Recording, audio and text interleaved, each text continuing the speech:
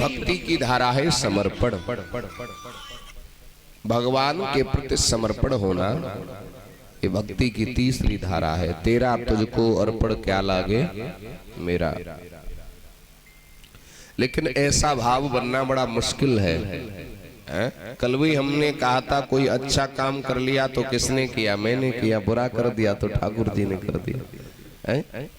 और आपको बताएं, आरती तो लोग गाते तन मन धन सब कुछ है तेरा, लेकिन अंदर सोचते हैं सब कुछ है मेरा।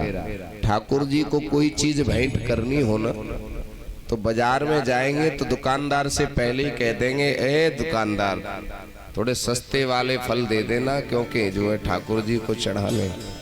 अभी कथा 3 ही दिन की हुई है यहाँ पर, अभी चौथे दिन की तो भी प्रारंभ हुई है। कई नोट तो हम आपको ऐसे दिखा देंगे जो कई जगह टेप लगे हुए हैं, कई जगह टेप लगे हुए हैं, और छोटे छोटे वाले सिक्के, यहीं के कहीं और के नहीं है। लोग आएंगे मुट्ठी में बंद करके ले आए और देखा इधर उधर कोई देख तो नहीं रहा, चुपचाप चढ़ा दिया। जय हो जय हो। जैसी आपकी श्रद्धा होगी, जैसा आपका भाव होगा, वैसा ही फल मिलेगा। क्यों? आपको मैं एक छोटी सी बात बताऊं। एक कोई सेठ जी थे, और सेठ जी के कोई नाती नहीं था, नाती नहीं था। किसी साधु के पास गए, साधु ने कहा एक काम करो, कुछ बाजार से जाकर के कुछ फल लेकर के किसी मंदिर में चढ़ा देना। अब सेठ जी गए दुकानदार के पास और बोले सस्ते वाले अमरूद हमको दे दो। अब सस्ते वाले अमरूद, पिलपिले अमरूद उन्होंने ले लिए और ले जाकर के हनुमान जी के मंदिर में चढ़ा दिया और कहा, हे हनुमान बाबा हमारे घर नाती हो जाए। और समय के अनुसार नाती तो हो गया, लेकिन नाती भी कैसा हुआ, नाती भी पिलपिला हो गया, हाथ पैर सब कुछ बेकार। सेठ फिर दोबारा पहुंचे हनुमान जी के पास, महाराज आपने ये नाती कैसा पिलपिला दे दिया। तो हनुमान जी बोले, क्यों सेठ तेरे अमरूद पिलपिले नहीं थे क्या? तो जैसी हमारी श्रद्धा होगी, जैसा भाव होगा, वैसा ही फल मिलेगा। जाकी रही भावना जैसी प्रभु मूरत देखी तिन तैसी। अगर ठाकुर जी ने आपको दिया है तो समर्पण भाव होना अति आवश्यक है। सीधी सी बात आपको बताएं, पुण्य की जड़ पाताल में और पाप की जड़ अस्पताल में। डॉक्टर अगर कह दे कि 10 लाख चाहिए, भले ही खेत बेचनों पर है, 10 लाख का इंतजाम किया जाएगा, और दान पुण्य की बारी आ जाए तो महाराज हमारे जोरे तो कछु है ही ना है। तो ऐसा भाव नहीं होना चाहिए। और देखिए, एक बात हर व्यक्ति को याद रखनी चाहिए, जो वस्तु भगवान के चरणों में समर्पित कर दी जाए, चाहे फूल हो, चावल हो, बतासा हो, कुछ भी चीज क्यों हो, प्रयास यही करें कि वो हमारे पैरों के नीचे न गिरे। इसलिए मैं बात बात पर कहा करता हूँ, बार बार कहता हूँ, जो प्रसाद लेते समय ध्यान रखें, वो प्रसाद ठाकुर जी का जो है भोग लगा हुआ हमारे पैरों के नीचे नहीं आए। क्यों?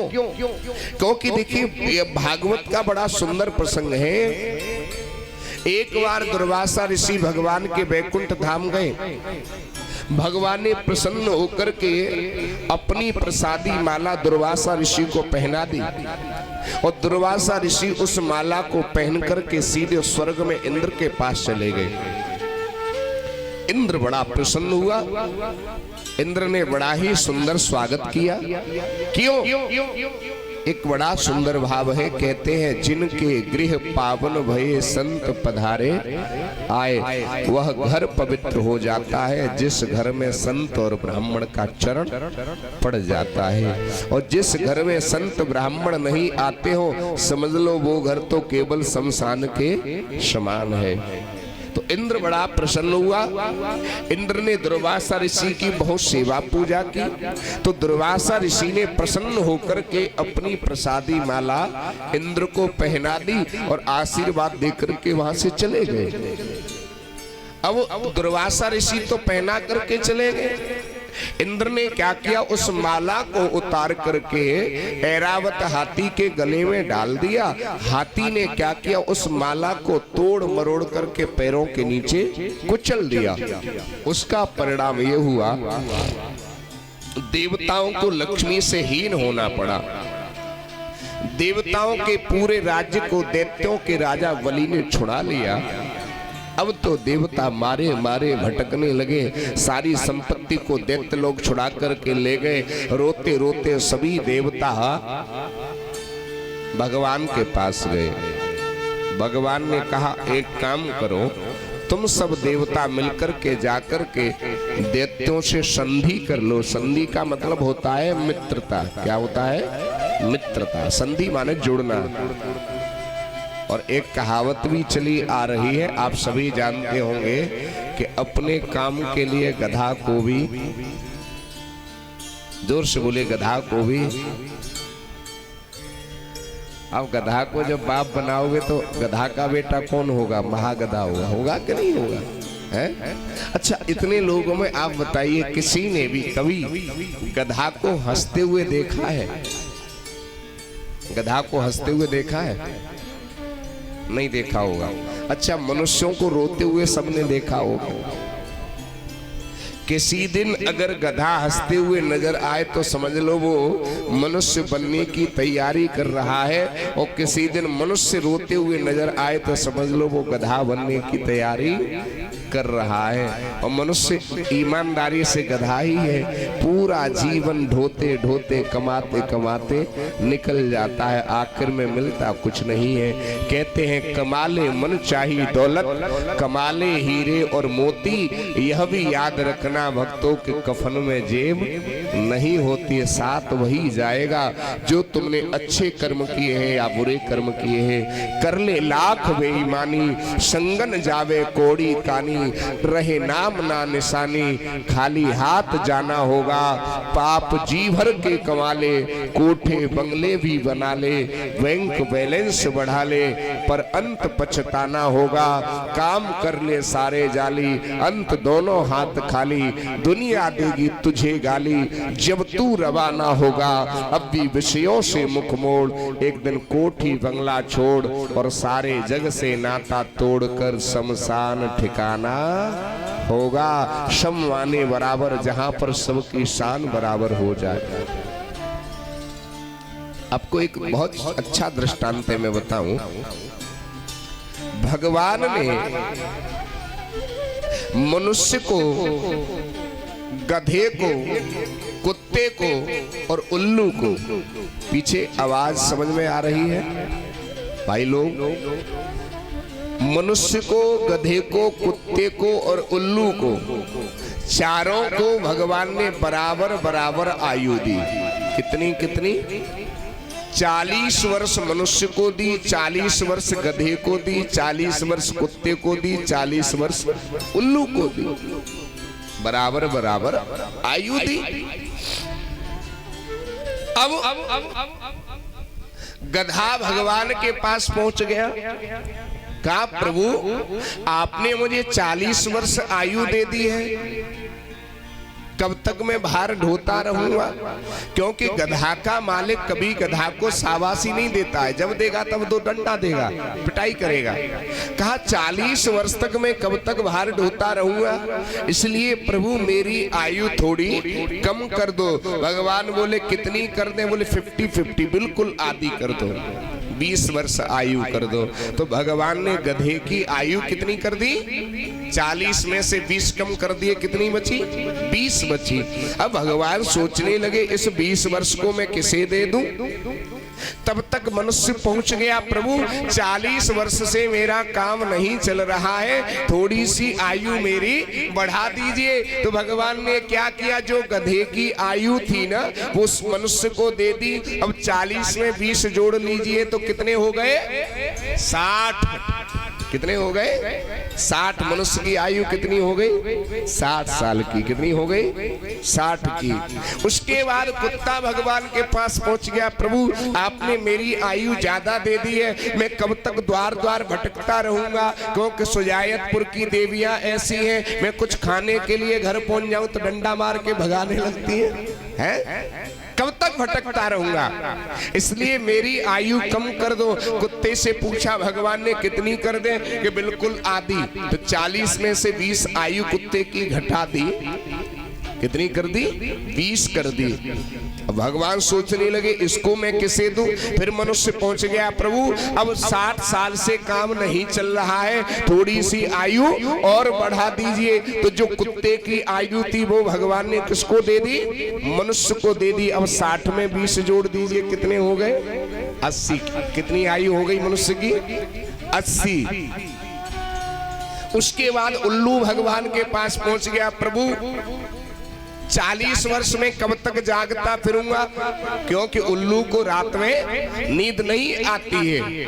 कहा कब तक जागता फिरूंगा, इसलिए मेरी आयु कम कर दो। तो भगवान ने उसकी भी 20 वर्ष कम कर दी, और वो 20 वर्ष भी उल्लू वाली किसको दे दी? भगवान ने मनुष्य को दे दी। अब मनुष्य की आयु कितनी हो गई साहब? कितनी हो गई? पूरी 100 वर्ष की आयु मनुष्य की हो गई। 100 वर्ष तो आजकल कोई कोई ही जीता होगा, है ना? नहीं 50, 60, 70 में ही राम नाम सत्य हो जाती है। अच्छा 100 वर्ष की आयु मान करके चलो, ध्यान दीजिए। तो 40 वर्ष जो मनुष्य की आयु थी ना पहले से निश्चित, तो 40 वर्ष तक खूब फैशन कर लो, खूब अच्छे अच्छे कपड़े पहन लो, खूब सुंदर सुंदर खा लो। और लेकिन जैसे ही 40 वर्ष के अंदर विवाह हुआ, बच्चे हुए, और फिर तो कमाने में लग गया है। जवानी में खूब कमाया, गधा बन करके ढोरा लली ललन के लिए, क्योंकि आयु किसकी है? गधे की आयु है ना। जब तक शरीर में ताकत है, 60 साल तक खूब मेहनत करी, अब शरीर से ताकत कम हो गई है, गधा बन करके खूब कमाया, अब शरीर तो साथ नहीं देता है। तो बुढ़ापे में क्या होता है? मैंने एक दिन कहा भी था, या तो खटिया गेट पे या खेत पे, तो दरवाजे पर चारपाई डाल दी जाती है और दरवाजे पे पड़े पड़े भौंकता रहता है, जे कर ले वो कर ले, ये ना करो वो ना करो। क्योंकि आयु किसकी है? किसकी आयु है? कुत्ते की है ना। हाँ, 80 साल तक भौंकता रहता है। उसके बाद बुढ़ापा जब ज्यादा ही आ गया, फिर रात रात भर नींद नहीं आ रही है, कभी पैर दर्द कर रहे हैं, कभी कमर दर्द कर रही है, कभी खोपड़ी दर्द कर रही है, कभी हाथ। क्योंकि किसकी आयु है? उल्लू की आयु है ना, तो वैसे नींद नहीं आ रही है। तो देखिए एक मनुष्य गधा ही है, सारा जीवन ढोते ढोते जिसका निकल गया, तो समझ लो वो गधा ही है। और आपको एक बहुत सुंदर बात मैं बताऊं, एक बार मनुष्यों में और सारे साग सब्जी फलों में, पशु पक्षी जानवरों में मीटिंग हुई। एक तरफ मनुष्य को खड़ा कर दिया गया, एक तरफ सारे साग सब्जी पशु पक्षी जानवरों को खड़ा कर दिया गया। मनुष्य से पूछा गया, हे मनुष्य तू अपने आप को सर्वश्रेष्ठ क्यों मानता है? बहुत देखिए अच्छी बात कहने जा रहा हूं, तू अपने आप को सर्वश्रेष्ठ क्यों मानता है? मनुष्य ने कहा कि हम अपने आप को इसलिए अच्छा बड़ा मानते हैं क्योंकि हमारे बाल बड़े सुंदर हैं। क्या है? बाल बड़े सुंदर हैं। तो जानवरों की भीड़ में से एक दौड़ता हुआ भालू आया, कहने लगा, हे मनुष्य तू बालों से बड़ा नहीं हो सकता, क्योंकि तुलना तेरी मेरे से की जाती है। देखो तो सही कैसे रीछ कैसे बाल हैं।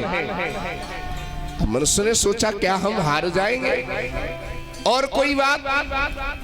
मनुष्य कहने लगा, हम अपने आप को इसलिए श्रेष्ठ मानते हैं क्योंकि हमारी आंखें बड़ी सुंदर हैं। तब तक एक मृग दौड़ता हुआ आया, कहा, हे मनुष्य तू आंखों से बड़ा नहीं हो सकता, क्योंकि तुलना तेरी मेरे से की जाती है। देखो तो सही कैसी हिरण जैसी आंखें हैं। मनुष्य ने कहा, हमारी नाक बड़ी सुंदर है इसलिए हम आपको अपने आप को श्रेष्ठ मानते हैं। तब तक एक तोता पक्षी उड़ता हुआ आया, हे मनुष्य तू नाक से बड़ा नहीं हो सकता, क्योंकि तुलना तेरी मेरे से की जाती है। देखो तो सही कैसी तोते जैसी ना के मनुष्य कहने लगा तो हमारे कपोल गाल बड़े सुंदर हैं इसलिए हम अपने आप को श्रेष्ठ मानते हैं। तब तक सब्जी में डालने वाला जो लाल लाल फल होता है उसको क्या कहते हैं? क्या कहते हैं? टमाटर। एक टमाटर लुढ़कता हुआ आया, हे मनुष्य तू गालों से कपोलों से बड़ा नहीं हो सकता क्योंकि तुलना तेरी मेरे से की जाती है, देखो तो सही कैसे टमाटर जैसे गाल हैं। तो उसने सोचा क्या हम हार जाएंगे? तो मनुष्य ने कहा देखो हमारे यहाँ शादी विवाह होते हैं और 1 वर्ष के अंदर मैं एक बच्चे को जन्म देने की सामर्थ्य रखता हूँ, इसलिए हम अपने आप को श्रेष्ठ मानते हैं। तो उसी भीड़ में से एक सूगर दौड़ता हुआ आया कि हे मनुष्य तू 1 वर्ष में एक बच्चे को जन्म देने की सामर्थ्य रखता है, लेकिन मैं 1 वर्ष में 12 बच्चों को जन्म देने की सामर्थ्य रखता हूं, तू बड़ा नहीं हो सकता। मनुष्य ने सोचा हम तो हार ही जाएंगे, क्या करें? एकदम बुद्धि में आया, तुरंत मनुष्य ने कह दिया देख हम अपने आप को इसलिए श्रेष्ठ मानते हैं क्योंकि हम धर्म कर सकते हैं, ज्ञान प्राप्त कर सकते हैं, पूजा पाठ कर सकते हैं, इसलिए हम अपने आप को श्रेष्ठ मानते हैं। सबको हार माननी पड़ी। नीति में श्लोक है आहार निंद्रा भय मैथुनानी सामान्य में तत्पस्मिर नराणम। खाते हम भी हैं, खाते पशु भी हैं, सोते पशु भी हैं, सोते हम भी हैं, बच्चे उनके भी होते हैं, बच्चे हमारे भी होते हैं, लेकिन मनुष्य को श्रेष्ठ इसलिए माना गया वो दान कर सकता है, पुण्य कर सकता है, ज्ञान प्राप्त कर सकता है। और जो दान पुण्य नहीं करता, पूजा पाठ नहीं करता, धर्म कार्य नहीं करता, उसका शरीर तो केवल एक पशु के समान ही है। और मैंने कल भी कहा था यज्ञ दान और पूजा पाठ इसी योन में होते हैं, अगली योन में वही काटते जो कुछ इसमें बोते हैं। अब आप बताइए यज्ञ पशु करना चाहे क्या कर सकता है परीक्षित महाराज? हवन में स्वाहा स्वाहा कर ले वो कर लेगा क्या? तो कब कर सकते हैं? जब मनुष्य का शरीर प्राप्त हो। और दान पशु कर सकता है क्या? क्यों नहीं कर सकता? लोग हमसे भी कहते हैं महाराज गाय भैंस कितनी अच्छी होती है जो दूध दान देती है। क्या करती है? देती है कि नहीं देती? अच्छी होती है ना। अच्छा ये बताओ किस किस के घर में गाय भैंस है? सबके यहाँ है। अच्छा तुम लोग ये बताओ वो दूध दान देती है कि हम लोग जबरदस्ती ले लेते हैं? आज नहीं बैठे रही हो वैसी आप दे दे तो बता दियो हमें। जबरदस्ती ले लेते हैं। अगर भैंस दूध नहीं दे रही है, गाय दूध नहीं दे रही तो क्या करेंगे? इंजेक्शन लगाएंगे, टेबलेट खिलाएंगे, पेड़ से बांधेंगे। वो दान नहीं देती, हम लोग जबरदस्ती ले लेते। तो दान भी कब कर सकते हैं? जब मनुष्य का शरीर प्राप्त हो। और आप ये सोचें कि दान करने से हमारा धन घट जाएगा, नहीं होगा, क्योंकि तुलसी पक्षिन के पिए घटेन सरता नीर, दान किए धन ना घटे जो सहाय रघुवीर। जितना आप दान पुण्य करोगे उतना ही बढ़ेगा। यज्ञ दान पूजा भी कब कर सकते? जब मनुष्य शरीर प्राप्त हो। और चौथी बात पाठ, गीता का पाठ, रामचरितमानस का पाठ, भागवत का पाठ कौन कर सकता है? जब मनुष्य का शरीर प्राप्त हो। इसलिए भागवत केवल सुनने का मतलब ये नहीं है कि मनोरंजन हो जाए, चलो चलते 4 घंटे कट जाएंगे। इन 4 बातों को हर मनुष्य को अपने जीवन में धारण करना चाहिए। हर मनुष्य का कर्तव्य होता है जो हम कमाए उसमें से 10वां हिस्सा हर किसी को दान करना चाहिए। आपका ही नहीं मेरा भी कर्तव्य है, मेरा भी कर्तव्य है दान करने का। केवल हम कहते नहीं है, करते भी है। और आज तक का ये रिकॉर्ड है। आप कभी आश्रम आइएगा जहाँ संतों की सेवा चलती है, अनाथ बच्चों की सेवा होती है, हर किसी का कर्तव्य है कि जो हम कमाए उसमें से 10वां हिस्सा दान करें। तो ये 4 बातें हर किसी को जीवन में धारण करनी चाहिए और 4 बातों का त्याग कर देना चाहिए। कौन कौन सी? पर द्रोही, परदार रत, पर धन, पर अपवाद। जो हम एक दूसरे से द्रोह करते हैं ना, उसका त्याग करना चाहिए। परदार रत, दूसरे की बहन बेटी को गलत दृष्टि से देखते, उसका त्याग करना। आंखें कितनी है जी? कितनी आंखें हैं? कितनी है? 2 आंखें हैं। और इन्हीं आंखों से पुण्य भी हो जाता है, इन्हीं आंखों से पाप भी हो जाता है। आप कहोगे कैसे? इन्हीं आंखों से हम अपनी बहन बेटी को देखते और इन्हीं आंखों से किसी दूसरे की बहन बेटी को देखते हैं। लेकिन जो भाव अपनी बहन बेटी के लिए रखते, कभी दूसरी के बारे में रखा नहीं रखते। तो जैसा हम अपनी बहन बेटी के प्रति जो भाव रखते हैं ऐसा ही हमारा दूसरे के प्रति हो जाएगा, तो हमारा जीना सार्थक हो जाएगा। दूसरे के प्रति जो हम गलत दृष्टि से देखते उसका त्याग करना चाहिए। पर दाररत, पर धन, दूसरे के धन को हरण करने की चेष्टा करते हैं उसका भी त्याग करना चाहिए। पर अपवाद, दूसरे की जो बुराइयां में लगे रहते हैं ना, माता बहनें ज्यादा लगी रहती हैं, वो ऐसे कह रही थी, वो ऐसे कह रही थी, वाकई घर ऐसे है रो, इसका भी त्याग करना चाहिए। अगर चारों में से किसी के पास एक भी अवगुण है तो देखिए वो कौन है। तुलसीदास जी ने कह दिया, ते नर पावन पापमय, उसका मनुष्य जैसा शरीर तो है लेकिन वो मनुष्य नहीं है, वो बिना पूंछ वाला पापी पशु है। कौन है? पापी पशु है जिसके अंदर ये चार अवगुण हैं। तो कहने का मतलब है इन चार अवगुणों का त्याग करना चाहिए, और चार अवगुणों का त्याग करके हमको क्या करना चाहिए? भगवान का भजन करना चाहिए। भजन का मतलब क्या होता है? माला घुमाना। क्यों जी? माला घुमाना भजन होता है। भज सेवायम धातु से भजन शब्द बनता है। दूसरे की सेवा करना, संतों की सेवा करना, माता पिता की सेवा करना, ये भागवत कथा हो रही है, इस पांडाल में झाड़ू लगाना भी सेवा करना, ये भी भजन है। किसी को पानी पिलाना, ये भी सेवा करना, ये भी भजन है। दीन दुखियों की सेवा करना, ये भी भजन है। अब ये नहीं है परीक्षित महाराज हाथ में तो माला लग रही है, सीताराम सीताराम सीताराम, ओ लल्लू रे भैंसिया प्यासी है ने पाई पिया दियो, सीताराम सीताराम। डुकरिया कह रही बहू रोटी बन गई कि ना बन गई, इसको भजन नहीं कहते। देखिए मैं आपको व्यासपीठ से, भगवान शंकर का मंदिर बैठा है, शंकर जी सामने बैठे, मैं सत्य कहता हूं, मेरा भागवत करने का केवल तात्पर्य ये नहीं है कि आपसे नोट खींच करके ले जाऊं।